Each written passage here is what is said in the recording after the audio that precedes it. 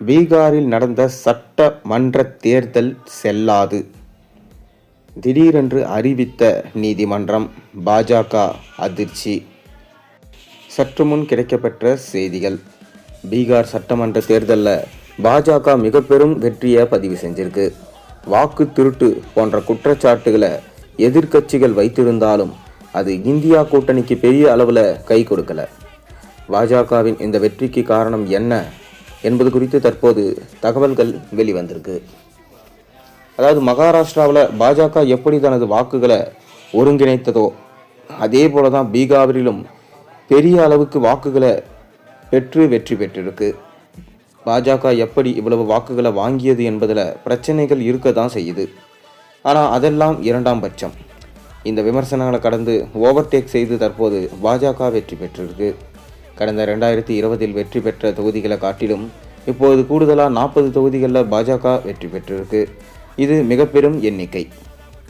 வாக்கு திருட்டு பற்றியும் எஸ்ஐஆர் நடவடிக்கை பற்றியும் மக்களிடம் எடுத்து பேசி தமிழ்நாட்டு முதலமைச்சர் மு.க. ஸ்டாலின் உட்பட இந்தியா கூட்டணியின் தலைவர்கள் பலரை கொண்டு பிரச்சாரங்கள் செய்த போதிலும் கூட பாஜகவின் வெற்றியை தடுக்க முடியல. பீகாரில் பாஜக வெற்றிக்கு பெரிதும் உதவியது நலத்திட்டங்கள் சார்ந்த அரசியல். தமிழ்நாட்டில் தான் இலவசங்களையும் சலுகைகளையும் பாஜக எதிர்க்கிறது. ஆனால் மற்ற மாநிலங்களில் பாஜக அதை ஆதரிக்கிறது, பின்பற்றுகிறது. பாஜகவின் மீது 1008 விமர்சனங்கள் இருந்தாலும் அது இடத்திற்கு ஏற்றாற் போல மாற்றிக்கொண்டு தனது வாக்கு வங்கியை பாதுகாத்து கொள்கிறது என்பது கவனிக்கப்பட வேண்டிய விஷயம். கடந்த 2014 ஆண்டு மட்டும்தான் பிரசாந்த் கிஷோர் பாஜகவுக்கு தேவைப்பட்டார். ஆனால் அதன் பின்னர் பிரசாந்த் கிஷோரிடமிருந்து கற்றுக்கொண்ட அனைத்து வித்தைகளையும் பாஜக களத்தில் இறக்கி இருக்கிறது. தற்போது அமித்ஷா மிக சிறந்த வியூக வகுப்பாளராக மாறியிருக்கிறார். பாஜக தலைவர்கள் 24 மணி நேரமும் அடுத்த தேர்தலில் எவ்வாறு ஜெயிப்பது என்பது பற்றி யோசித்துக் கொண்டிருக்கிறார்கள். கடந்த 5 ஆண்டுகளுக்கு முன்னர் நடந்த தேர்தலில் வெறும் 42 இடங்களில் வென்ற நிதிஷ்குமார் இந்த முறை 80க்கும் அதிகமான இடங்களில் வெற்றி பெற்று இருக்கிறார். அப்படியெனில் கடந்த 5 ஆண்டுகளில் நடந்தது என்ன? பாஜகவில் இருந்து விலகி ஆர்ஜேடியுடன் கூட்டணி அமைத்து இந்தியா கூட்டணியை உருவாக்க முக்கிய பங்கு வகித்த நிதிஷ்குமார் தற்போது அந்த கூட்டணியே வீழ்த்தியிருக்கிறார். இந்த தேர்தல் முடிவுகள் கவனிக்கப்பட வேண்டிய மற்றொரு அம்சம் என்னவென்றால் பாஜக பிளஸ் நிதிஷ்குமாரின் இணைந்த வளர்ச்சிதான். பாஜக தனி பெரும்பான்மையாக வளரும் என்றும் நிதிஷ்குமார் ஓரம் கட்டப்படுவார் எனும் பலர் எதிர்பார்த்திருந்தாங்க. நிதிஷ்குமாருக்கு பதிலாக மாநில கட்சிகள் அந்த இடத்திற்கு வரும் என்று கருதினாங்க. மகாராஷ்டிராவில் பாஜக திட்டமிட்டு சிவசேனாவை பலம் வைத்தியது போல பீகாரில் ஐக்கிய ஜனதா தளம் கட்சியை பாஜக பலவீனப்படுத்தும் என்று நினைத்திருந்தாங்க. ஆனால் எல்லாம் தலைகீழாக மாறியிருக்கு.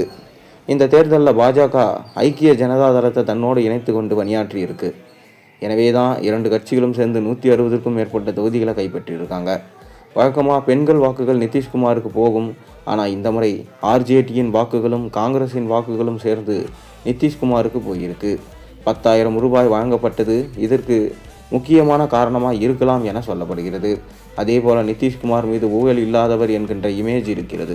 அதை பாஜக பெரிதுபடுத்தி இருக்கிறது. அப்பேற்பட்ட நபரோட நாட்டின் பிரதமர் சேரும்போது விளைவு வெற்றியாக மாறியிருக்கு.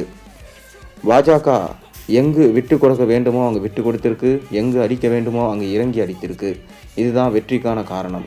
இத்தனைக்கும் ஷிராக் பஸ்வானுக்கு நிதிஷ்குமாருக்கும் ஆகவே ஆகாது. இருப்பினும் அவர்களை பாஜக ஒன்று சேர்த்திருக்கு.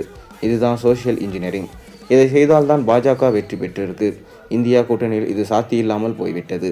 பீகாரில் கடந்த ஜூன் மாதம் ஆகஸ்ட் வரை காங்கிரஸ் ஆக்டிவாக இருந்தது. ஆனால் அதற்கு அடுத்த மாதங்களில் காங்கிரஸ் களத்தில் இல்லை. அது மட்டுமில்லாது மகாபந்தன் கூட்டணியில் முதல்வர் வேட்பாளரை காங்கிரஸ் முன்னரே அறிவிக்காமல் விட்டுவிட்டதும் பெரிய தவறு. வாக்காளர் அதிகாரம் யாத்திரையை ராகுல் காந்தி பீகாரில் மேற்கொண்ட போதே தேஜஸ்வி யாதவை முதல்வர் வேட்பாளராக அறிவிச்சிருக்க வேண்டும். பாஜகவில் நிறைய குளறுபடிகள் நடந்திருக்கிறது. இந்த தேர்தலே செல்லாது என அறிவிக்க வேண்டும் என ராகுல் காந்தி இந்தியா கூட்டணி உச்சநீதிமன்றத்தை நாட உள்ளதாக சொல்லப்படுகிறது. ஆனாலும் கண்டிப்பாக இது செல்லாது. அவர்கள் என்னதான் வாக்கு திருட்டு அது போன்று செய்திருந்தாலும் என்டிஏ கூட்டணியை யாராலும் அழிக்க முடியாது என சொல்லப்பட்டு வருகிறது.